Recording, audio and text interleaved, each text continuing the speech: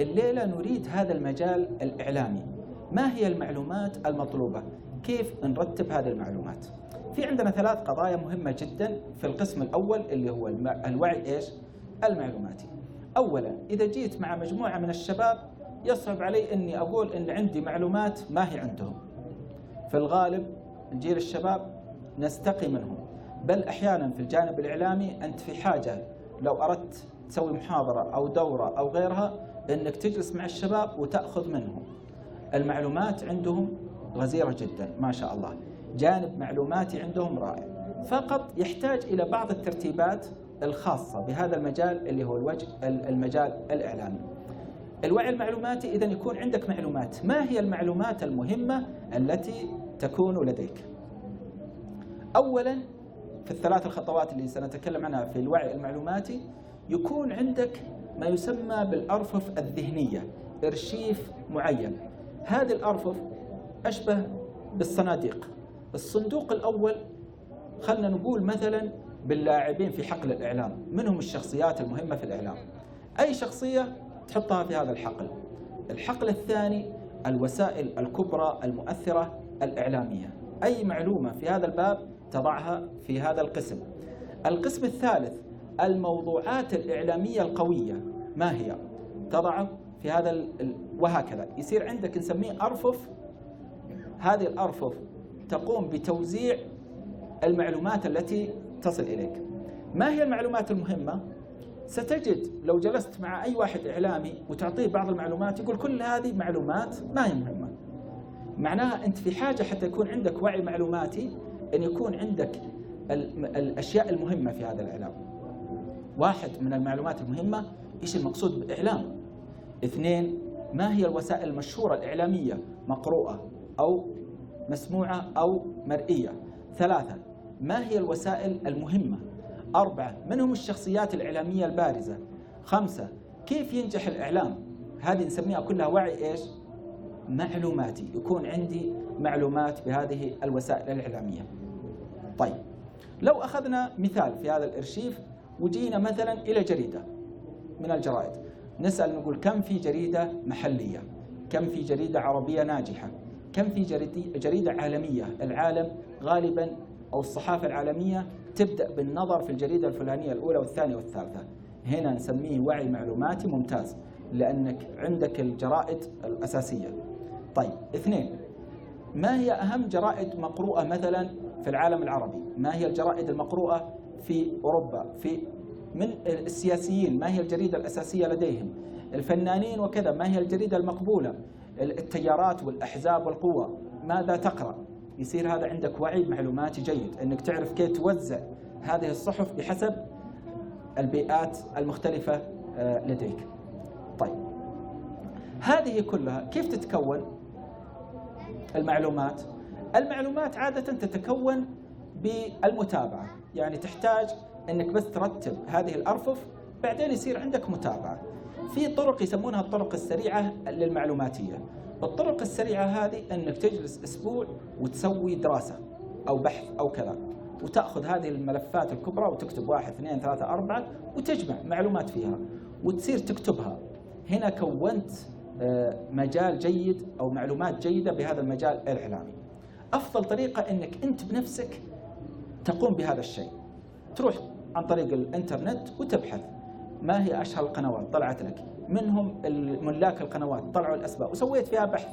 هذا البحث سيعمق عندك معرفة جيدة معلوماتية اللي هو القسم الأول فقط بالجانب الإعلامي. لاحظوا أن الوعي الإعلامي المعلوماتي سيكون أرضية للثاني والثالث والرابع. إذا ما عندك معلومات ما تقدر تتحرك في المجال الثاني والثالث والرابع. من الوعي أيضا بالإعلام الوعي المعلوماتي بنوعية هذا الإعلام. إيش قلنا إحنا الثاني؟ الوعي إيش؟ ها يا جماعة، التفاعلي. لما أنت إيش المقصود بالوعي التفاعلي هنا؟ سنجمع بين الأول والثاني. التفاعلي يعني كيف ممكن يكون لك دور إعلامي.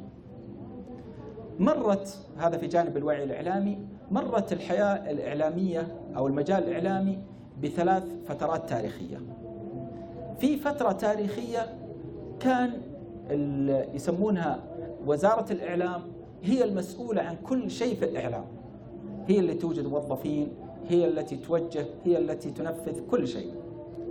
معناه هنا هل في إمكانية لأي واحد يتفاعل إعلاميا؟ لا، في جهة محددة مسؤولة عن الإعلام. هنا يسمونه اللاعب الوحيد في الإعلام هو الوزارة.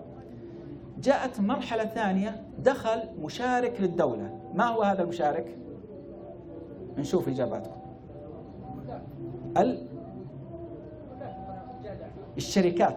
الشركات الإعلامية، صح ولا لا؟ متى جاء هذا؟ جاء مثلا مع البث الفضائي، صار البث الفضائي مفتوح، أن يكون في شركة لها قنوات وفي دول عبر وزارات الإعلام لها قنوات. بعدين جاءت مرحلة ثالثة، صار في الدول لها إعلام والشركات لها إعلام والناس لهم إعلام. متى هذا الكلام؟ لما جاء ما يسمى مثلا بالإعلام الجديد، صار كل واحد منا ممكن يكون له دور إعلامي. تعرفون مع الشبكات الإنترنت الجديدة ما يسمى بويب 2 وما بعده الآن ويب 3 في الطريق، هذه أتاحت لكل واحد منا أنه يكون إعلامي لو أراد أنه يكون إعلامي. صار عندنا كم مرحلة الآن؟ 3 مراحل. في أي مرحلة نحن؟ في المرحلة الثالثة اللي يوجد فيها دول لها وسائل إعلام، شركات لها وسائل إعلام، وأيضا الناس العاديين ممكن يكون عندهم نشاط إعلامي. هنا يأتي الوعي النوع الثاني، وهو إيش؟ التفاعل أو الوعي التفاعلي، أن يكون عندك قدرة أن تتفاعل مع وسائل الإعلام هذه، أن تبني أنت بنفسك خبرا أو توصل أو تكون وسيلة نافعة في نقل الوسائل أو الجانب الإعلامي.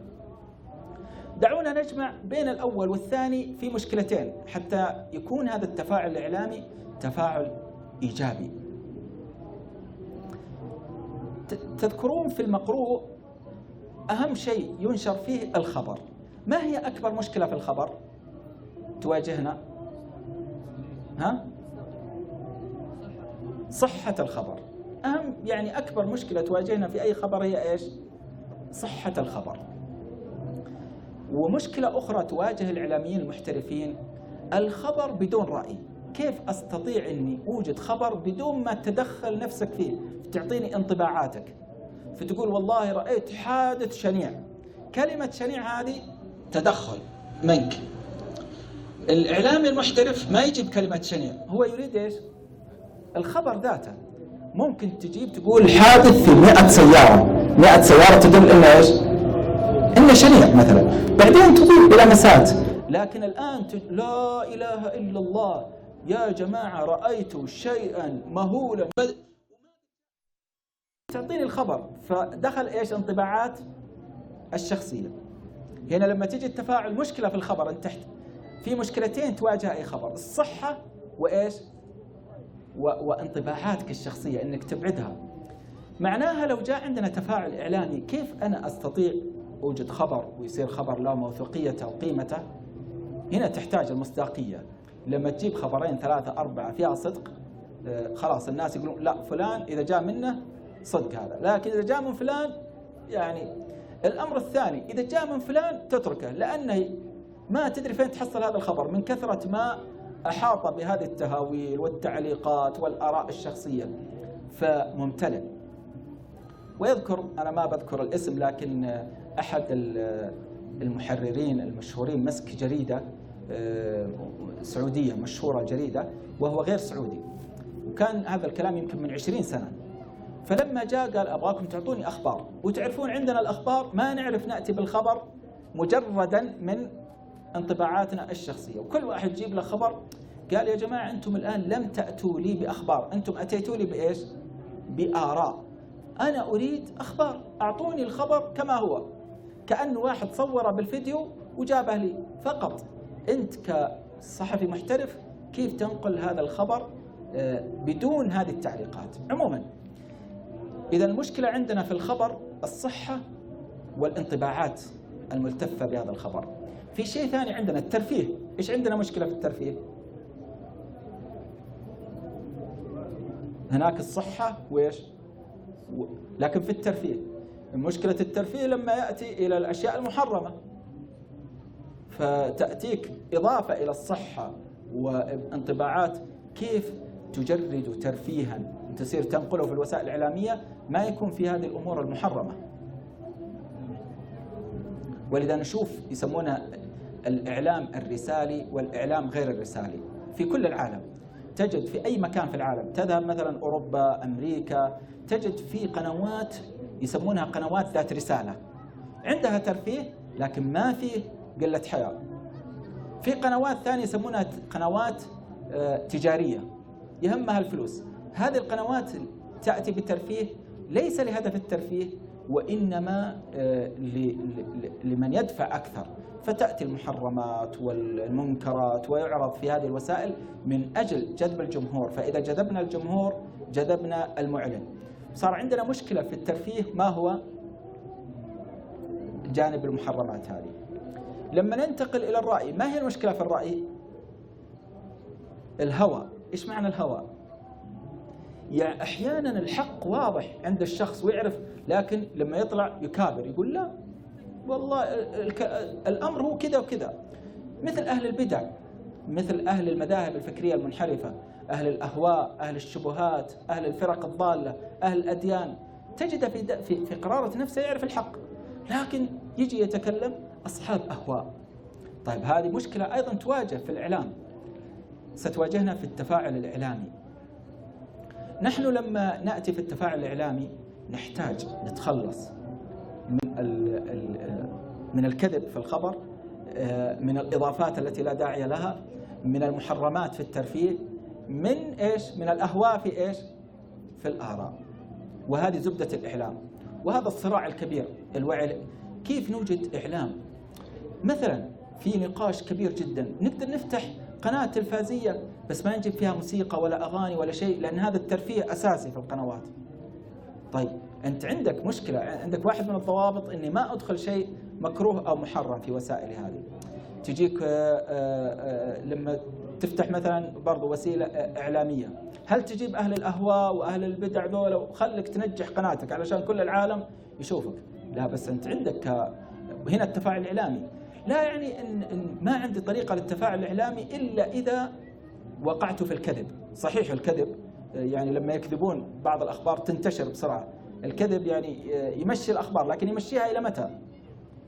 إلى أن تنكشف. بعدين تنكشف الناس يمقتونك ولكنها تمشي بعض القنوات والصحف وحتى في الإعلام الجديد. يعني بعض الشخصيات في تويتر والفيسبوك وغيره حتى ينجح وكذا تحصل يطلع لك كل يوم أكذوبة حتى الناس يأتون إليه. لكن هذه يبقى لها مساحة. وللأسف نحن في زمن ممكن يكذب الواحد كذبة فتبلغ الآفاق في لحظة بسيطة. وتعرفون حديث النبي صلى الله عليه وسلم عن رجل رآه يرمى على قفاه ثم يؤتى يعني أحد المنازع ويؤتى إلى شدقه ويشق هذا الشق كاملا، ثم يأتي إلى الثاني ويشق كاملا. فقالوا من هذا يا رسول الله؟ أو الرسول سأل الملائكة من هذا؟ قال هذا الرجل يكذب الكذبة فتبلغ إيش؟ الآفاق. ويظهر أن في هذا الزمن منطبقة أيما انطباق، أن الرجل ممكن يحط في تويتر تغريدة، ممكن يتصل ببرنامج إخباري ناجح، ممكن يتواصل مع جريدة مشهورة ويصبح الخط العريض، لكنه يعرف أنه كذب وبلغ الآفاق وكل المجتمع تحدث عنه، لكن يا ويل عند الله عز وجل. والأمر آخر في هذا الحديث يدل أن نشر هذه الخطيرة في النفوس وعلى الناس ما جاء عقابها شديد بهذه الصورة إلا لأن إيش؟ آثارها ليست بالسهلة عندما نتكلم عن الوعي الإعلامي الوقائي. طيب إذن نحن نحتاج في الوعي التفاعلي هذا أن نعرف أساسيات هذه المكونات، كيف ينجح، ماذا نبتعد عنه. طيب كيف نتفاعل إعلاميا؟ كيف يكون لي دور إعلامي؟ الإعلام، التفاعل الإعلامي موهبة، مثل الشعر، مثل الخطابة، مثل الرسم، جزء أكبر منه موهبة. يعني ممكن الجهات تكتشف أن عندك موهبة إعلامية، توكل على الله وانطلق وخلاص هذا ميدانك. جزء ثاني منه تدريب، يحتاج إلى جانب التدريب. لا شك أن صاحب الموهبة تدريبه خفيف يصبح ناجح نجاح كبير، وهؤلاء أغلب الإعلاميين العالميين المشهورين جزء من نجاحهم راجع إلى موهبة. في ناس آخرين ينجحون بدون موهبة، لكن عن طريق التدريب، عن طريق التجريب، فيحققون شيء إعلامي. طيب، ما زلنا في التفاعل الإعلامي. خلونا نقول في التفاعل الإعلامي جزء منه يحتاج أيضا أن نتعود فيه شخصيا مع أبنائنا، مع أسرنا، ومن ثم يأتي حاجة نسميها التربية الإعلامية. إيش معنى التربية الإعلامية هذه؟ أنا ما هو فقط عندي تربية لأبنائي وأسرتي ومن حولي تربية لوقائية اللي بنتكلم عنها رقم 3، لا، تربية تفاعلية. أبغى كيف يكون لهم دور تفاعلي. نعطيكم بعض المقترحات اللي مجربة وناجحة. واحد من المقترحات الجميلة في بيوت كثيرة موجودة مجلة الأسرة. مجلة الأسرة مطلوب من كل واحد في الأسرة، وبالذات الشباب يعني ينيرون الآخرين، والأب يتابع أو الأم أو أحد أفراد الأسرة الكبار، يصير كل واحد له منشط إعلامي، وفي آخر الأسبوع الأسرة كلها تقيم هذه المجلة الإعلامية. هذا أنت تعود أبنائك أنهم يمارسون دور إعلامي. نموذج ثاني، تعرفون الإذاعة المنزلية؟ في بعض الأسر قامت بعمل إذاعة منزلية. كيف إذاعة منزلية؟ اشتروا جهاز بموزع سماعات هذه في كل قاعة، ووضعوا غرفة خاصة بالإذاعة، وطلبوا في يوم كل يوم نص ساعة موجود واحد من أفراد الأسرة يقدم نشاط إذاعي. في سماعة موجودة في المطبخ، واحدة في المجلس، واحدة غرفة الضيوف، وهذا عنده نص ساعة السلام عليكم ورحمة الله، ويشغل مرة مقطع نشيد، مرة تلاوة، مسابقة شعرية. بعضهم يتصلون عليه وعنده تلفون في المطبخ ولا المكان البث اللي هو شغال فيه، وجالس يتدرب مع أهله. ويذكر واحد من اللي مسوين هذا النموذج شيء طريف طبقه. يقول واحد من أولادي وعندنا مناسبة استأذنني، قال في هذه المناسبة خلنا نسوي إيش؟ حلقة إذاعية. قال تفضل، الضيوف موجودين، الرجال في مجلس الرجال، النساء في مجلس النساء، وبعد شوية لو يسمعون صوت واحد يسوي كذا، يضرب في السماعات، السلام عليكم، معكم إذاعة مدري إيش، مسميها باسم معين، ومعنا نشاط ما بيطول عليكم، ربع ساعة، حياكم الله الرجال في مجلس الرجال، والحريم في مجلس الحريم، والشباب والأطفال في مدري إيش، وربع ساعة فقط، وتعال أخوه الثاني، بسم الله الثالث الرابع. انبسطوا الناس، كل واحد قال أنا لابد أسوي في بيتي مثل هذه، علموني كيف فكرتكم هذه. هنا أنت سويت تربية إعلامية إيش؟ إيجابية، أنك خليت أفراد أسرتك ممكن بدل ما يصيرون سلبيين أمام الوسائل، لا، ممكن يصير منتج لشيء إعلامي. هذا لما القسم الثاني اللي سميناه التفاعلي، الوعي الإعلامي التفاعلي، كيف تفعل من حولك. طبعا في بعض الأسر وكذا أخبروني لما ألقي مثل هذه البرامج وكذا عن نشاطات مثل الفيسبوك أو التويتر أو غيره، ويصير فيه جروبات على الواتساب وغيره، نشاطات إعلامية فقط، ويصير فيه تقييم من واحد مراقب في نهاية الأسبوع كيف المناشط المختلفة. أسر متفرقة في أماكن جمعتهم الوسائل هذه، لكن بدل ما تكون سلبية بس إني جالس أنقل وكذا، لا، أنت عندك لابد تنتج لنا مادة فيديو مدة دقيقتين أو 3، أنت تنتج لنا مادة سمعية وخلها مثلا بالفلاشات أو غيرها، أنت تنتج لنا أشياء مكتوبة. المهم يصير في تبادل معلوماتي، هنا نسميه تفاعل.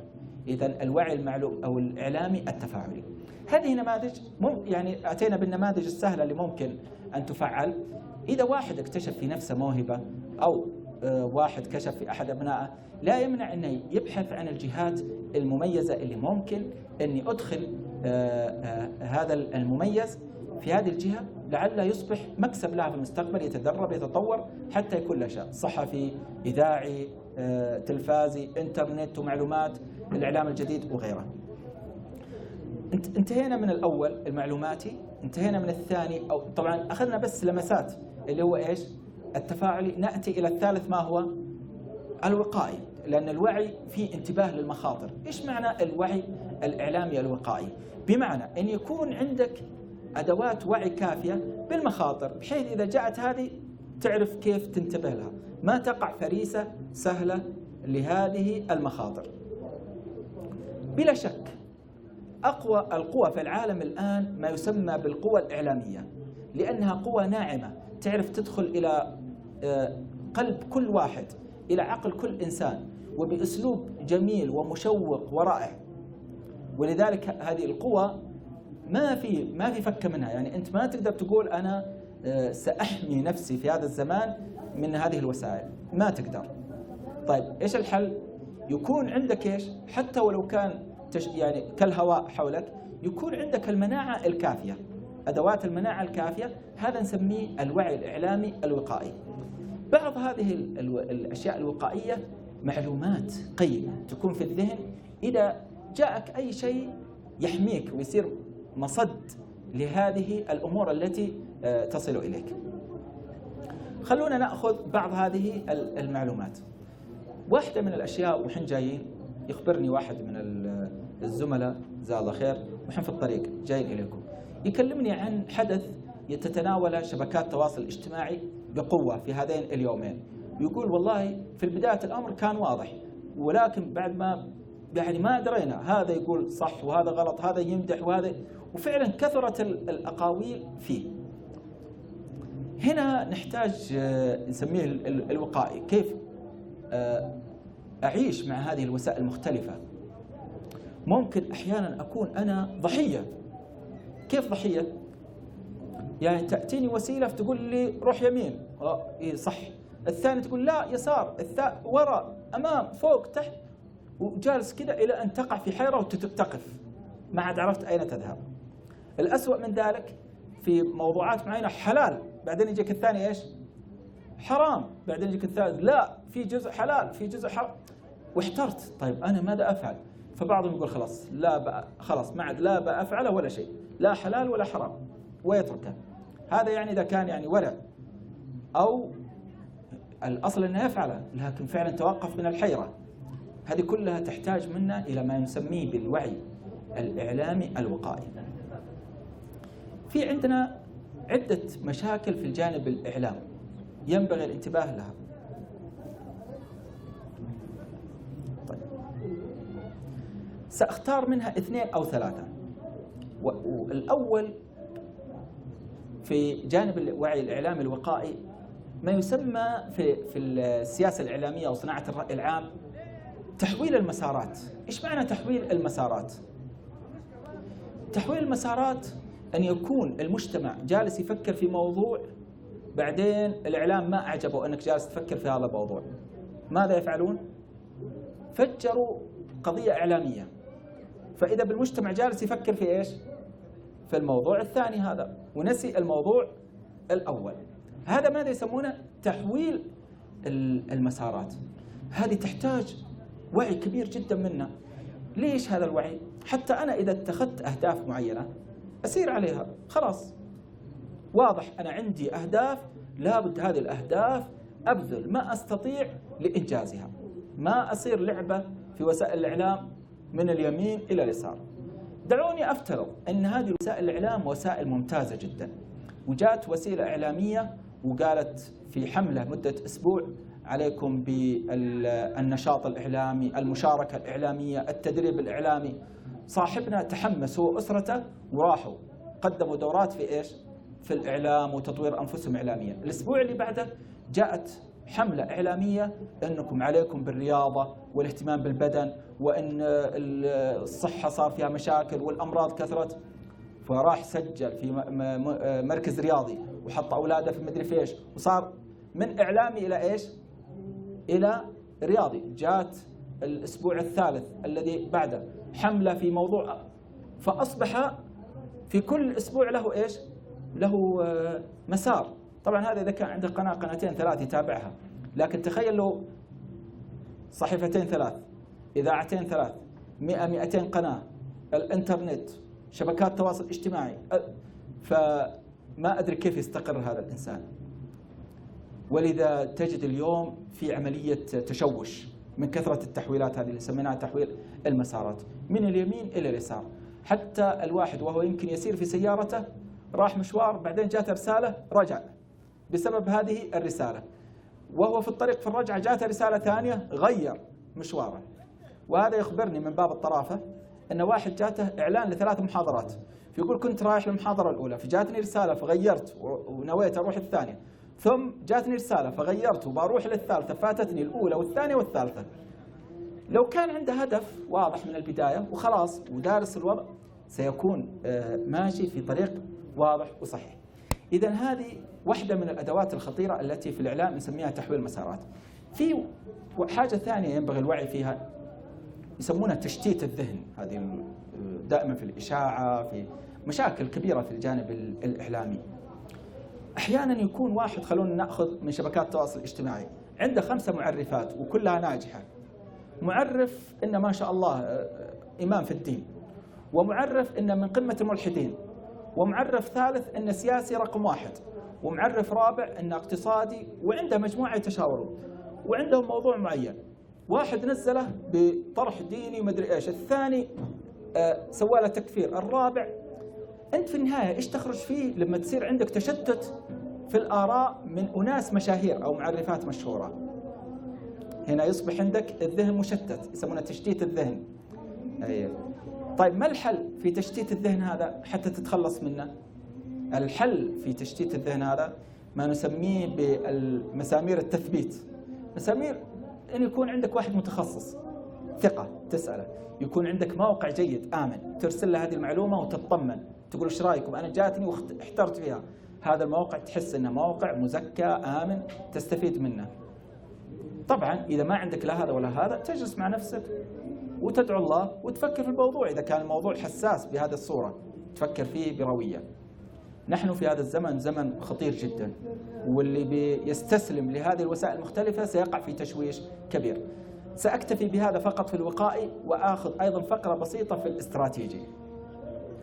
الاستراتيجي، الوعي الإعلامي استراتيجي للشباب بالذات. أنا أتكلم لأني في وسط الشباب. يا ليت الواحد اللي عنده طموح في الإعلام أو كذا يفكر بعيد، يحلم حلم كبير وما في مشكلة، لا يعني يستصعب الأمر ويرى إن شيء. يعني أنا أذكر رأيت فيلم وثائقي عن الإذاعة. إيش كانت أول إذاعة؟ 2 أو 3 في مدة ثواني بسيطة، لكن لو تشوفون المشهد وبكاء الناس وتأثرهم يوم طبعا لم نرى ولم ينقل لنا، وإنما نقل لنا مكتوبا تأثر الناس بهذا المشهد. بعد ذلك أصبح الآن ممكن واحد منا يسوي إذاعة من بيته. شوف تخيل من وقت بس في صراع إن نرسل كلمة إلى صعوبات صار في إمكانية أن الواحد. إيش معنى الاستراتيجي هذا؟ الاستراتيجي هذا في المستقبل كيف كلنا كشباب نفكر في إنتاج مواد فيديو مثلا تنافس ولو 5 دقائق ولا 10 دقائق. يعني قبل 5 سنوات أنا جالس منذ أن بدأ اليوتيوب ونزل على شبكة الإنترنت، كل سنة أخذ الإحصائيات عن أشهر المقاطع التي نجحت نجاح كبير. لاحظت أنا في السنوات في الجانب العربي والإسلامي إن أشهر المقاطع واحد مثلا من المقاطع تلاوة القرآن الكريم، رقم كبير جدا فلكي اللي متابعينه.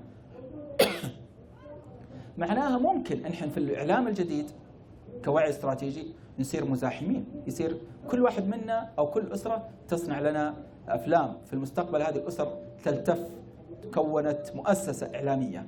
هذه المؤسسة الإعلامية بس لإنتاج مقاطع الخاصة الفيديو القصير مدته 2 3 دقائق، ينزل عن طريق شبكات التواصل الاجتماعي اليوتيوب وغيرها من مواقع التحميل والنشر. يصير هذا مشروع استراتيجي للأمة ونزاحم بهذه المقاطع التعبانة التي.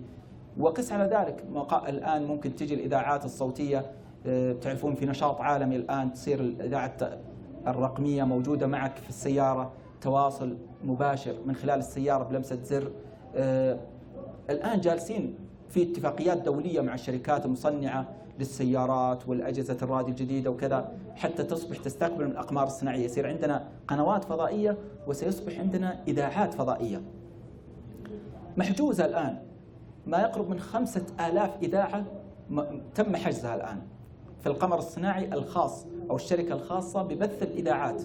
باقي ينتظرون البنية التحتية. هذه 5000 وفي أكثر من 100,000 ممكن تفتح إذاعة.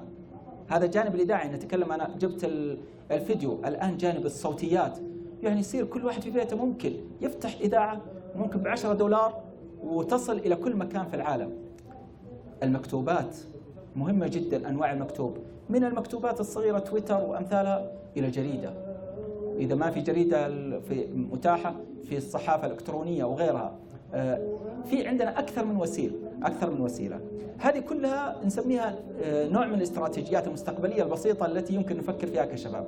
لا شك أيضا في مستويات اللي تفكر فيها دول، تفكر فيها تفكر فيها مجتمعات، شركات عملاقة لمزاحمة هذا الإعلام الخطير الذي يعصف بالأمة في هذا الزمان. هذه كانت وقفات بسيطة بدأنا فيها بتعريف الإعلام، وقلنا في تعريفين: تعريف بالوسائل اللي هو المقروء المسموع المرئي، وقلنا تعريف بالرسالة وبالمضمون أو بالهدف والمحتوى، وهو أنه الإعلام هو الذي ينقل إليك شيئا ما هو هذا المنقول؟ ذكرنا 5 أشياء مهمة في المنقولات. كيف يكون هذا الوعي؟ تكلمنا عن الوعي المعلوماتي، الوعي التفاعلي، الوعي الوقائي، الوعي الاستراتيجي. هو حقيقة موضوع كبير، الليلة أخذنا يعني الزبدة فيه والعناصر الأساسية حوله، ويعني في الوقت أيضا الذي أمكن لنا في هذا اللقاء أيضا أجد صعوبة لما أتكلم مع الشباب، لأن ما شاء الله في الجانب الإعلامي يفوقوننا بمراحل كثيرة، لكن هو نوع من الحوار بيننا وبينهم، نستفيد منهم، وإذا وجدوا منا شيء بسيط أيضا ممكن نتبادل هذه الاستفادة. أسأل الله لي ولكم التوفيق، والشكر لكم، والشكر لمن نظم هذا اللقاء. والله أعلم، صلى الله عليه وسلم على نبينا محمد. شكرا لكم دكتور حسن. ولو تسمح لنا يا دكتور، يعني لو أتحنا مجال للأسئلة عشان في نقطة ما ممكن. ما في بأس إذا الوقت متاح لكم، وأيضا مع الصوت المنافس. هذا الإعلام هنا بدأ أعتقد أن في أذهان الجميع بعض التساؤلات حول ما ذكر. في الصوت ما وصل، أنا ما سمعتني يا إخوان؟ إذا أحد عنده سؤال أو إضافة أو مداخلة، لأن الموضوع فعلا يحتاج إلى يعني محاضرات وأكثر من ذلك، لكن لعلي أبدأ بسؤال يعني ولعله يدور هنا الكثير. ما رأيك يعني دكتور في قضية العزلة عن مثل هذه يعني بعض الشبكات الجديدة، وقضية الاعتزال عنها والاكتفاء مثلا بالوسائل التقليدية السابقة، نظرا لأن الوسائل الجديدة أصبحت يعني معقدة أكثر وتأخذ وقت أطول؟ ما أدري في وجهة النظر هذه هل يعني تؤيدها أو؟ والله سؤال مهم، وكان عندي في فقرة الوعي التفاعلي والوقائي مشتركة بينها. يعني كيف ندخل بدون ما نضيع ونتوه، تضيع أوقاتنا، أعمارنا. طرفة لأحد الزملاء ساكن في الخميس يقول: تصدق لنا سنة ما قد شفنا بعض زين إلا الأسبوع الماضي، الأسرة اجتمعت، جلسنا مع بعض، سولفنا مع بعض، ما في واحد مشغول البال والذهن. ليش؟ لأن انقطعت عندهم شبكة الاتصالات، فعاشوا سويا. وتخيل هذا الأخ يعني إنسان عاقل وكذا، وفعلا يعني كل واحد منا يعاني. حتى لما تجبر أحيانا أسرتك نحن نجلس سويا، تحس أن ما هم داخليا ما هم مقتنعين، قلوبهم في مكان آخر، وما أن ينتهي هذا الاجتماع المفروض إلا وتجد الفرح كل واحد. فهذه مسألة عويصة صراحة. يعني كيف يعني في على مستوى العالم يناقش إيش على مستوى العالم. يعني لو تشوفون جمعيات الآن موجودة في العالم، المقاطعة، يسمونها مقاطعة وسائل الإعلام. واحدة من الجمعيات المشهورة مثلا جالس أنا أتابعها في ألمانيا، لها موقع في الشبكة في الإنترنت، أتابع العدد بس عاد ما ندري، خلنا نفترض أن النصف صحيح الذين يقاطعون أي شيء تلفازي، ما في تلفزيون، ما في البيت ولا كذا. الآن وصلوا 500,000 تقريبا. نحن والله معكم شاركين ومقتنعين نحن نقاطع. طبعا أنا ماني مع هذه الفرضية، أنا ماني مع المقاطعة. نحن جميعا مع التفاعل المتوازن. هذا كيف نتوازن مع هذه الوسائل؟ وهذا سؤال صعب حقيقة. لما تجي في الشباب تأتي الطموحات، الرغبة، السعادة، التشويق، الكذا، فيدخل بعمق في هذه الأشياء، ينسى، تروح ساعتين 3 4 لما تجلس معه قال والله صحيح ومدري ايش وكذا، بعدين ونسي. فهذه مسألة كبيرة. واحد من الشباب، طبعا هذه حالات نادرة، جاني قال والله أنا شفت الوضع كذا اتخذت قرار، عندي ساعة في الأسبوع فقط أتابع تويتر، ساعة في الأسبوع، وعندي مع يعني بعض أروح أشوف وبعدين ما في. مثل هذول أصحاب قرارات، هذول يعني صراحة حالات استثنائية، لكن خلونا نقول في وضعنا العادي. واحد من الوسائل مهمة جدا أن يصير عندنا توازن، يعني خلني أقول ساعة في اليوم، ساعتين، بحسب طبيعة نشاطي وتفاعلي. وبعدين يصير عندنا في البيت أوقات خاصة بالأسرة، ممنوع مثلا حتى نشوف بعض، نجلس مع بعض، نتحدث سويا. كان فيه يعني لو فيه كنت أتمنى في لوحة، كان في الماضي قبل 70-80 سنة لما تجلس الأسر كانوا يجلسون على شكل دائري، يجوا من المزرعة، من البلاد، مع الكذا. بعدين صار في شرخ في الأسرة لما جاء التلفزيون. إيش سوى في التلفزيون في الدائرة هذه الأسرية؟ حولها إلى أسرة إيش؟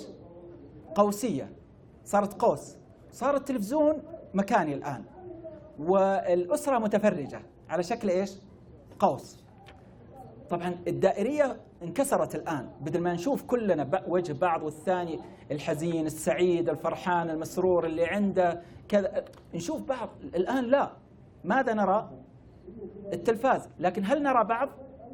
لا، نسمع بعض. كيف نسمع بعض؟ يعني مثلا ولدي بجنبي، أبويا أبغى مدري إيش، أيوة يا ولدي، لأني أنا متابع الأخبار أو متابع حاجة، سمعته بس إيش؟ ما شفته. فهذه ذات بعد نفسي خطير. جاءت مرحلة ثالثة اللي قلت لكم صاحبنا في الخميس، هذا مرحلة إيش؟ تنوع هذه الوسائل. في عندي جوالات، ما هو جوال، والواحد أحيانا بعض الزملاء هنا يمكن مع 3 في جيبه، 3 جوالات، عادة شركات 3، عندنا 3 ولا باقي أكثر. وفي ممكن 2-3 كمبيوترات، غير اللوحية، غير المدري إيش، قنوات فضائية، ممكن أحيانا 3-4 شاشات في البيت تلفازية، الجريدة، المجلة، الإذاعة. هل باقي في أسرة قوسية الآن؟ إيش صار عندنا الأسرة الآن؟ ما أدري باقي في أسرة ولا لا. ولذلك يسوي الذرية هذه المتناثرة، ذر، واحد هنا واحد هنا، هذاك مع جواله، وهذا مع الآيباد، وهذاك مع الكمبيوتر، وهذا مع القناة. وهكذا توزعت هذه الأسرة. هذا تشتت كبير. هذا بس هو مستهلك. كيف لو كان إيش يقدم شيء ويفعل لرأيت العجب أيضا من ما تلقى أحد من هؤلاء. فهذه تحتاج بلا شك إلى قرارات، وهذا من الوعي التفاعلي والوعي الوقائي. تحتاج إلى قرارات أسرية، ترتيب الأوضاع في البيت. إذا ما قدرنا إلغاء كل شيء، فالتخفيف، تحويله إلى إيجابي، بدل ما تكون مستهلك. لا، مطلوب من كل واحد في الأسبوع أن يقدم لي مقطع صغير ينتجه، تغريدة ممتازة، مقال في الفيسبوك، حتى يكون على الأقل في جوانب إيش؟ إنتاجية تفاعلية. لأن لما يتفاعل مضطر أنه يروح يقرأ، يبحث، حتى يجد شيء مفيد. شكرا الله لكم. هذه السؤال ولا نسأل؟ في عندنا 4 أسئلة. تفضل يا شيخ. يصل الإعلام الجديد في المايك متنقل. ذكرت يا دكتور الإعلام الجديد. أول شيء عرفنا بنفسك. علي محمد علي، أخصائي أطفال مستشفى عسير. حياك الله. حقيقة استمتعت في كلامك، وكلام رائع جدا، تأصيل جدا لفكرة الإعلام والوعي الإعلامي. حقيقة الإعلام الجديد ينفتح على الناس يعني برامج، يعني يكاد يعني كل يوم يتغير تطبيق وبرامج جديدة. ما هو المقصود بالإعلام الجديد؟ لأنه لم يعد إعلام بصراحة. يعني الإعلام كان أنك توصل معلومة للناس، فلم يكن إعلام، يعني لم يصبح إعلام، وإنما تفاعل. يعني أنت ممكن تضيف، أو ممكن تعجب أو ما تعجب بالمشاركة، أو تضيف تعليق، أو وهل هناك استراتيجيات للتعامل مع الإعلام الجديد من ناحية المتابعة ومن ناحية الإيجابية، أن تكون إيجابية في الإعلام الجديد؟ الحقيقة جانب تعريف الإعلام الجديد ما زال فيه اختلاف كبير. هل نسميه إعلام جديد؟ إذا كان هو وسيلة نقل فهو نفس القديم. ولذا بعضهم قالوا بما أن الجديد فيه هو أن يصبح لي أنا وأنت وفلان وفلان دور، قالوا ليش ما نسميه إعلام المواطنين؟ ليه؟ لأن الأول كان إعلام حكومات، والثاني إعلام حكومات وشركات، بينما هذا أصبح إعلام مواطنين. ممكن نسميه بدل إعلام الجديد نسميه إعلام مواطنين، لأن ما في جديد. يوتيوب هو فيديو، يعني أشياء مرئية زي الشاشة. الفيسبوك والتويتر أشياء مكتوبة، يعني جزء من أفكار الصحيفة كتابة. في قسم الصوتيات موجود الآن في الجانب الإعلام الجديد أو شبكات التواصل الاجتماعي أشياء صوتية، نفس فكرة الإذاعة.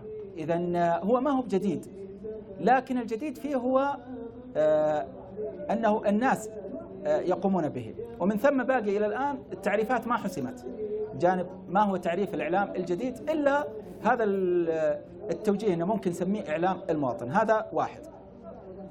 الأمر الثاني لما ذكرت التفاعلي، وهذه ميزة الإعلام الجديد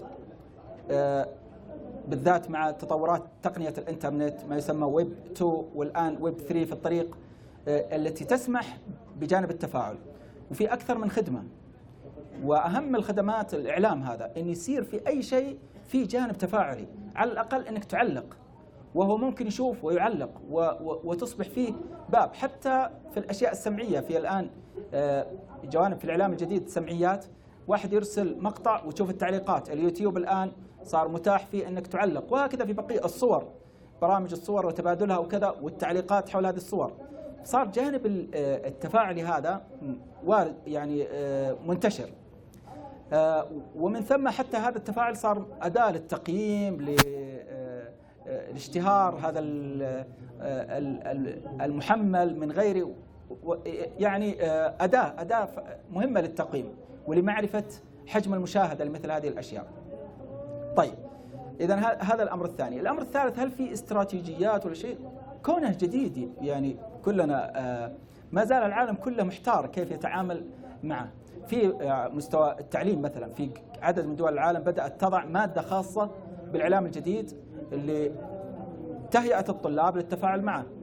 في نظريات في الأسرة الآن، التربية الأسرية، كيف تتفاعل الأسرة مع هذا الوضع الجديد. تذكرون احنا قلنا 3 أسر، أسرة الدائرية، أسرة إيش قوسية، الأسرة المتناثرة. هذه الأسرة هي أسرة الإعلام الجديد. طيب، هذا معناه وضع تربوي جديد، أنت كيف تتعامل معه. هذه أيضا تحتاج إلى نظر. مخاطر وتحديات أيضا مرتبطة بهذه الشبكات. مكاسب، في مكاسب كبيرة. يعني أنا أقول واحد قبل أسبوعين أو كذا فتح يعني على التويتر معرف للدعوة إلى الله عز وجل لغير المسلمين، للكفار. يقول عندنا معدل اللي يدخلون في الإسلام ما يقرب من 1 كل ساعة، عن طريق معرفنا فقط اللي عليه فريق بسيط يشتغل، 1 كل ساعة يدخلون. إذن أيضا في مكاسب كبيرة في سواء شبكات تواصل أو أدوات الإعلام الجديد. صعوبات كبيرة، مكاسب كبيرة. ما زال المجتمع يفور، العالم كله يضع الاستراتيجيات والأفكار والمقترحات. في شيء منتهي؟ ما في شيء منتهي، لأنه ما زال هو يتفاعل.